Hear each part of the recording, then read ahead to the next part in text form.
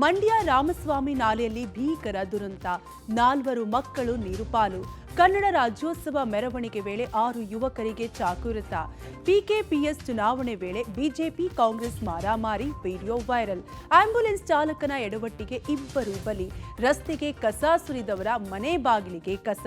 2 ಬಾರಿ ಕಸ ಎತ್ತಿಸುತ್ತಿರುವುದಕ್ಕೆ ಪೌರ ಕಾರ್ಮಿಕರ ಆಕ್ರೋಶ. ಟನಲ್ ಯೋಜನೆ ವಿರೋಧಿಸಿ ಕ್ಯಾಂಪೇನ್. ಬಿಜೆಪಿ ವಿರುದ್ಧ ಡಿಸಿಎಂ ಡಿಕೆಶಿ ವಾಗ್ದಾಳಿ. ಇದೆಲ್ಲದರ ಜೊತೆ ಇನ್ನಷ್ಟು ಸುದ್ದಿಗಳನ್ನು ನೋಡೋಣ ಕರ್ನಾಟಕ ಟಾಪ್ 20ಯಲ್ಲಿ.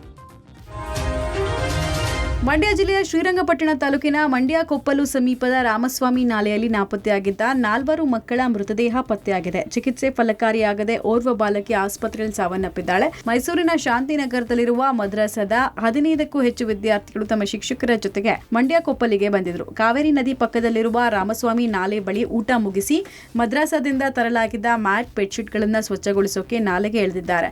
ಈ ವೇಳೆ ಆಯತಪ್ಪಿ ಓರ್ವ ಬಾಲಕಿ ನಾಲೆಗೆ ಬಿದ್ದಿದ್ದಾಳೆ. ಆಕೆಯನ್ನ ಕಾಪಾಡೋಕೆ ಉಳಿದ 5 ಜನ ಮಕ್ಕಳು ನಾಲೆಗೆ ಹಾರಿದ್ರು. ನೀರಿನ ರಭಸ ಹೆಚ್ಚಿದ್ರಿಂದ ಎಲ್ಲರೂ ಕೊಚ್ಚಿ ಹೋಗಿದ್ದಾರೆ. ಈ ವೇಳೆ ಸ್ಥಳೀಯರ ಸಹಾಯದಿಂದ 3ರನ್ನ ರಕ್ಷಣೆ ಮಾಡಲಾಯಿತು. ಈ ಪೈಕಿ 14 ವರ್ಷದ ಆಯುಷಾ ಚಿಕಿತ್ಸೆ ಫಲಕಾರಿಯಾಗದೆ ಆಸ್ಪತ್ರೆಯಲ್ಲಿ ಸಾವನ್ನಪ್ಪಿದ್ಲು. ನಿನ್ನೆ ಕತ್ತಲಾದ ಕಾರಣ ಸ್ಥಗಿತಗೊಂಡಿದ್ದ ಕಾರ್ಯಾಚರಣೆ ಇವತ್ತು ಬೆಳಗ್ಗೆ ಆರಂಭ ಆಯಿತು. 13 ವರ್ಷದ ಅಫ್ರಿನ್, 13 ವರ್ಷದ ಹನಿ, ಫರ್ವಿನ್ ಮೃತದೇಹ ಪತ್ತೆಯಾಗಿದೆ. ಟೀಚರ್ಸ್ ಕರ್ಕೊ ಬಂದಿದ್ರು ಸರ್. ಆ ಬಟ್ಟೆ ಮ್ಯಾಟು ಇರುತ್ತಲ್ಲ ತೊಳಿಕಂತ ಕರ್ಕೊ ಬಂದಿದ್ರು. ತೊಳೆಯುವಾಗ ಏನಾಗಿದೆ ಸರ್, ಒಬ್ರು ಕಾಲ್ ಜಾರಿ ಬಿದ್ದಿದ್ದಾರೆ ಸರ್. ಕಾಲ್ ಜಾರಿ ಬಿದ್ದಾಗ ಒಬ್ರು ಗಿಡಕ್ಕೆ ಹೋಗಿ ಅವ್ರ ಗಿಡಕ್ಕೆ ಹೋಗಿ ಟೋಟ್ಲು 6 ಜನ ನೀರಲ್ಲಿ ಬಿದ್ದಿದ್ದಾರೆ ಸರ್. ನೀರಲ್ಲಿ ಬಿದ್ದಾಗ ಸ್ಪಾಟಲ್ಲಿ ಆವಾಗ ಇಬ್ಬರಿಗೆ ಹಿಡಿದ್ರು ಸರ್. ಇಬ್ಬರು ಹಿಡ್ಕೊಂಡು ಮೈಸೂರು ಕರ್ಕೊಂಡು ಹೋಗಿದ್ರು. ರಾತ್ರಿ ಒಬ್ಬರು ಹೆಣ್ಮಗು ತೀರ್ಕೊಂಡಿದ್ದಾರೆ. ಮತ್ತು ಇಲ್ಲಿ 4 ಜನ ಇದ್ರಲ್ಲ, 4 ಜನ ಆವಾಗ ಸ್ಪಾಟಲ್ಲಿ ಒಬ್ಬರು ತೀರ್ಕೊಂಡ್ರು. ಅವ್ರಿಗೂ ಆವಾಗಲೇ ಕರ್ಕೊಂಡೋದ್ರು. ಮತ್ತು ನೀರಲ್ಲಿ ರಾತ್ರಿ 9:30 10 ಗಂಟೆ ಆಗಿತ್ತು. ಒಂದು ಬಾಡಿ ಇದೇ ನಮ್ಮ ರಾಮಸ್ವಾಮಿ ಕೌಲಿಯಲ್ಲಿ ಸಿಕ್ಕಿದೆ ಸರ್ ಬಾಡಿ. ಇನ್ನೂ 2 ಬಾಡಿ ಹುಡುಕ್ತಾ ಇದ್ದಾರೆ ಸರ್. ಬೆಳಗಾವಿಯಲ್ಲಿ ನಿನ್ನೆ ಕನ್ನಡ ರಾಜ್ಯೋತ್ಸವ ಮೆರವಣಿಗೆ ವೇಳೆ 6 ಯುವಕರಿಗೆ ಕಿಡಿಗೇಡಿಗಳು ಚಾಕು ಇರಿದಿರುವ ಘಟನೆ ನಡೆದಿದೆ. ಬೆಳಗಾವಿಯ ಕರ್ನಾಟಕ ರಾಜ್ಯೋತ್ಸವ ರೂಪಕಗಳ ಮೆರವಣಿಗೆಯಲ್ಲಿ ಈ ಘಟನೆ ನಡೆದಿದ್ದು, ಸದಾಶಿವನಗರದ ಲಕ್ಷ್ಮೀ ಕಾಂಪ್ಲೆಕ್ಸ್ ಬಳಿ ಕಿಡಿಗೇಡಿಗಳು 6 ಯುವಕರಿಗೆ ಚಾಕು ಇರಿದಿದ್ದಾರೆ. ವೈಯಕ್ತಿಕ ದ್ವೇಷ ಹಿನ್ನೆಲೆ ಯುವಕರಿಗೆ ಚಾಕು ಇರಿತ ಶಂಕೆ ವ್ಯಕ್ತವಾಗಿದೆ. ಘಟನೆ ನಡೆದ ಸ್ಥಳದ ಸಿಸಿಟಿವಿ ದೃಶ್ಯಗಳನ್ನು ಪರಿಶೀಲಿಸಿದ ಪೊಲೀಸರು ಕಿಡಿಗೇಡಿಗಳ ವಶಕ್ಕೆ 2 ತಂಡ ರಚನೆ ಮಾಡಿದ್ದಾರೆ. ಸದ್ಯ ಗಾಯಾಳುಗಳಾದ ಗುರುನಾಥ ವಕ್ಕುಂದ, ಸಚಿನ್ ಕಾಂಬ್ಳೆ, ಲೋಕೇಶ್ ಬೆಟಗೇರಿ, ಮಹೇಶ್ ವಿನಾಯಕ, ನಜೀರ್ ಅನ್ನೋರಿಗೆ ಆಸ್ಪತ್ರೆಯಲ್ಲಿ ಚಿಕಿತ್ಸೆ ನೀಡಲಾಗ್ತಾ ಇದೆ. ಘಟನೆ ಬಗ್ಗೆ ಪೊಲೀಸ್ ಕಮಿಷನರ್ ಭೂಷಣ್ ಬೊರಸೆ ಮಾಹಿತಿ ನೀಡಿದ್ದು, ಗಾಯಾಳುಗಳು ಪ್ರಾಣಾಪಾಯದಿಂದ ಪಾರಾಗಿದ್ದಾರೆ. 3 ಈಗಾಗಲೇ ಡಿಸ್ಚಾರ್ಜ್ ಆಗಿದ್ದು, 2ರಿಗೆ ಚಿಕಿತ್ಸೆ ನೀಡಲಾಗ್ತಾ ಇದೆ. ಘಟನೆಗೆ ನಿಖರ ಕಾರಣ ಏನು ಎಂಬ ಬಗ್ಗೆ ಮಾಹಿತಿ ಇಲ್ಲ. ಸಿಸಿಟಿವಿ ದೃಶ್ಯಾವಳಿಗಳ ಆಧಾರದ ಮೇಲೆ ತನಿಖೆ ನಡೆಸಲಾಗುತ್ತಿದೆ ಎಂದು ತಿಳಿಸಿದ್ದಾರೆ. ಇಲ್ಲಿ ವಾಯ್ ಜಂಕ್ಷನ್ ಪ್ಯಾಂಟಾಲೂನ್ ಶೋರೂಮ್ ಹತ್ತಿರ ಒಂದು ಮೆರವಣಿಗೆನಲ್ಲಿ ಸ್ವಲ್ಪ ಘರ್ಷಣೆ ಆಗಿದೆ. 4 ಮಂದಿಗೆ ಸ್ಟ್ಯಾಬಿಂಗ್ ಇಂಜುರಿ ಇದೆ, ಒಬ್ಬನಿಗೆ ಹೆಡ್ ಇಂಜುರಿ ಇದೆ. ಅದರಲ್ಲಿ ಎಲ್ಲರಿಗೆ ಏನು ಡೇಂಜರಸ್ ಲೈಫ್ ಥ್ರೆಟ್ನಿಂಗ್ ಯಾವುದೇ ಇಲ್ಲ. ಲಕಿಲಿ 3 ಮಂದಿ ಆಲ್ರೆಡಿ ಟ್ರೀಟ್ಮೆಂಟ್ ಮಾಡ್ಕೊಂಡು ಡಿಸ್ಚಾರ್ಜ್ ತೊಗೊಂಡೋಗಿದ್ದಾರೆ. ಒಬ್ಬರಿಗೆ ಅಡ್ಮಿಟ್ ಇದ್ದಾರೆ ಮತ್ತು ಒಬ್ಬರಿಗೆ ಹೆಡ್ ಇಂಜುರಿ ಇದೆ, ಅವರಿಗೆ ಕೂಡ 2 ಅಡ್ಮಿಟ್ ಇದ್ದಾರೆ. ಈ 3 ಮಂದಿ ಆಲ್ರೆಡಿ ಡಿಸ್ಚಾರ್ಜ್ ತೊಗೊಂಡೋಗಿದ್ದಾರೆ. CCTV ಎಲ್ಲ ಇದೆ. ಅಲ್ಲಿ ನಾಳೆವರೆಗೆ ನಾವು ಪತ್ತೆ ಮಾಡ್ತೀವಿ ಏನಿದೆ.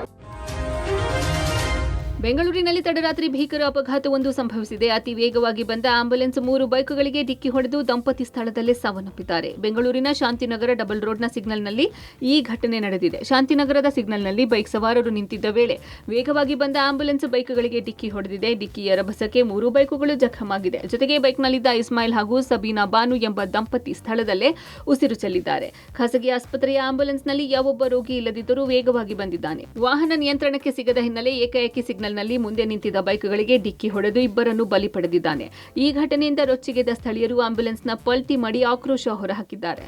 ಅವ್ರದ್ದು ಆ್ಯಕ್ಚುಲಿ ಅಂಗಡಿ ಇದೆ ಸುಧಾಮನಗರದಲ್ಲಿ. ಅವರು ಅಲ್ಲಿಗೆ ಹೋಗಿ ವಾಪಸ್ ಬರುವಾಗ ಮನೆಗೆ ಇದು ಸಿಗ್ನಲ್ನಲ್ಲಿ ಆಂಬ್ಯುಲೆನ್ಸ್ ಅವರು ಬಂದು ಹಿಟ್ ಮಾಡಿದ್ರು. ಸೊ ಮನೆಗೆ ಮಕ್ಕಳಿಗೆಲ್ಲ ಏನು ಹೇಳೋದು, ವೇಗವಾಗಿ ಬಂದಿದೆ. ಆಲ್ರೆಡಿ ಅಲ್ಲಿ ಚೆಕಿಂಗ್ ಇದ್ದಾರೆ, ಡ್ರಿಂಕ್ ಅಂಡ್ ಡ್ರೈವ್. ಇಲ್ಲಿ ಲಾ ಆ್ಯಂಡ್ ಆರ್ಡರ್ ಚೆಕಿಂಗ್ ಇದ್ದಾರೆ.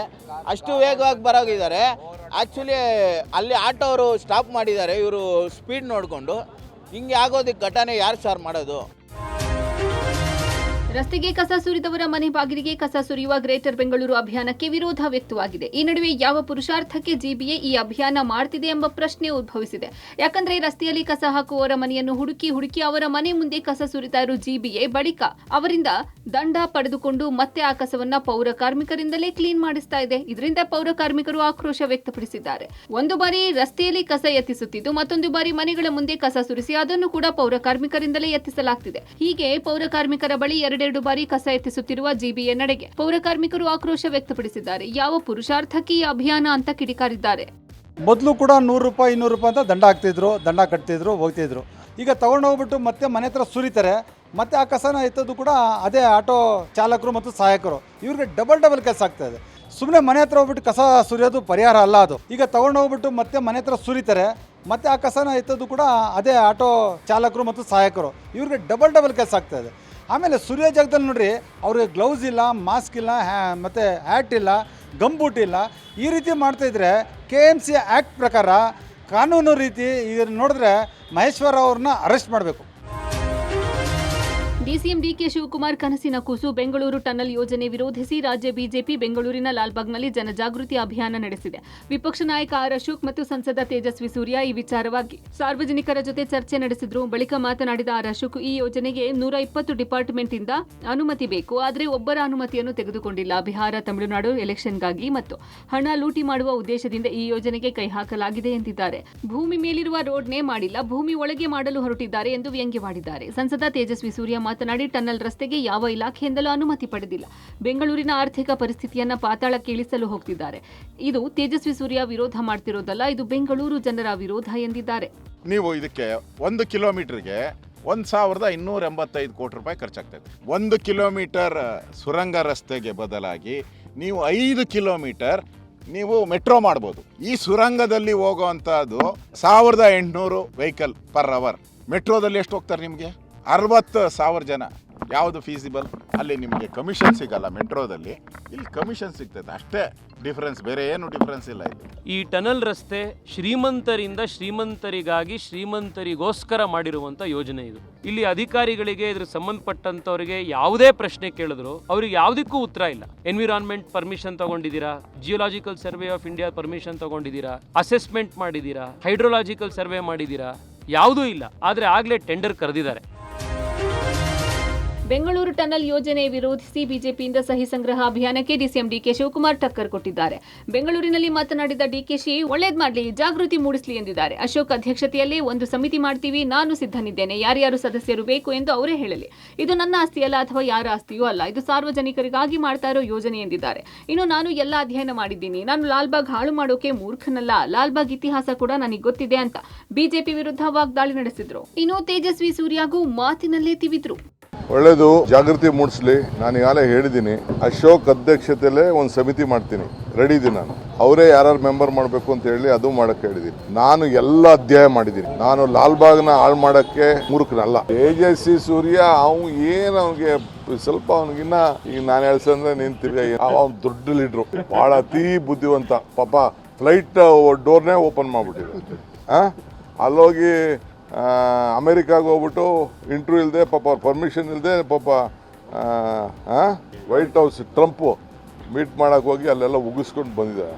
ಆಮೇಲೆ ಕಾರ್ ಬೇಡ ಅಂತ ಹೇಳ್ತಿದ್ದ, ಬಂದು ನನ್ನ ಹತ್ರ ಒಂದು ಅರ್ಜಿ ಕೊಟ್ಬಿಟ್ಟು ಮದುವೆ ಆಯ್ತಾ ಇದ್ದೀನಿ ಅಂತ ಅಂದ್ಬಿಟ್ಟು ಒಂದು ಅರ್ಜಿ ಬೇರೆ ಕೊಟ್ಬಿಟ್ಟು ಹೊಸ ಕಾರ್ಗೆ ಬೇರೆ ಅರ್ಜಿ ಹಾಕ್ತದೆ.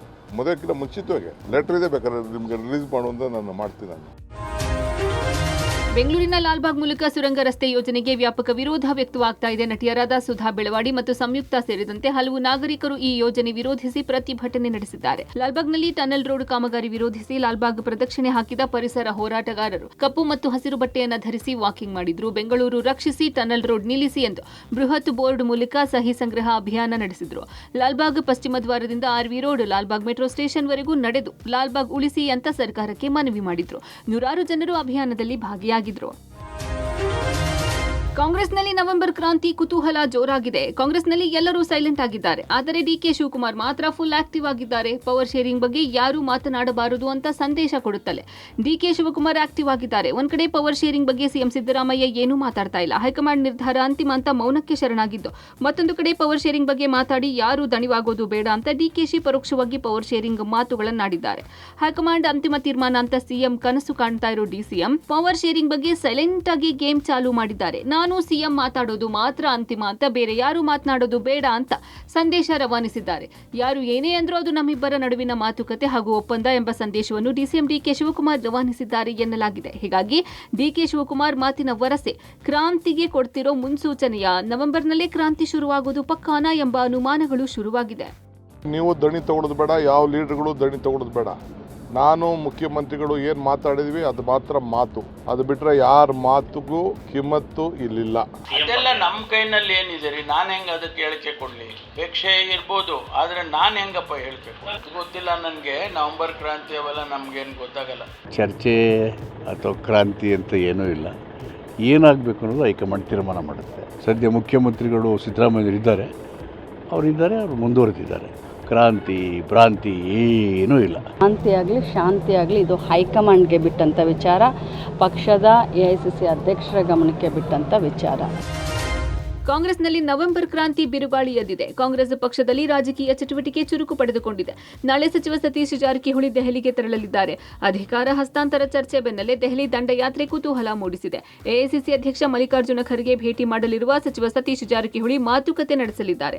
ಸದ್ಯ ಗೋಕಾಕ್ನಲ್ಲಿರುವ ಸಚಿವ ಸತೀಶ್ ಜಾರಕಿಹೊಳಿ ನಾಳೆ ದೆಹಲಿಗೆ ತೆರಳಲು ಸಿದ್ಧತೆ ಮಾಡಿಕೊಂಡಿದ್ದಾರೆ. ಹೀಗಾಗಿ ಕೆಪಿಸಿಸಿ ಅಧ್ಯಕ್ಷ ಸ್ಥಾನದ ವಿಚಾರ ಮತ್ತೆ ಮುನ್ನೆಲೆಗೆ ಬರುತ್ತಾ ಎಂಬ ಪ್ರಶ್ನೆಗಳು ಎದ್ದಿವೆ.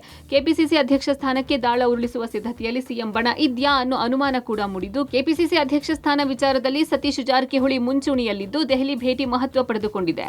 ಆದರೆ ಡಿಸಿಎಂ ಡಿಕೆ ಶಿವಕುಮಾರ್ ಮಾತ್ರ ಸತೀಶ್ ಜಾರಕಿಹೊಳಿ ದೆಹಲಿ ಭೇಟಿಗೆ ವಿಶೇಷ ಅರ್ಥ ಕಲ್ಪಿಸುವುದು ಬೇಡ ಎಂದಿದ್ದಾರೆ. ಈಗ ಅವ್ರವ್ರ ಕೆಲಸಕ್ಕೆ ಹೋಗ್ತಾ ಇರ್ತಾರೆ ನಾಯಕರುಗಳು. ಈ ಹೋದ ತಕ್ಷಣ ನಾವು ರಾಜಕೀಯಕ್ಕೆ ಹೋಗ್ತೀವಿ ಅಂತ ನೀವು ಹೋಗಿ ಬರ್ಲಿ ಬಿಡಿ. MLAಗಳು ಮಂತ್ರಿಗಳು ಅವ್ರ ಕೆಲಸ ಏನೇನು ಇರ್ತದೋ ಹೋಗಿ ಬರ್ತಾರೆ. ಅವ್ರ ಡ್ಯೂಟಿ ಹೋಗ್ಬೇಡ ಅಂತ ಹೇಳಕ್ಕಾಗ್ತದ?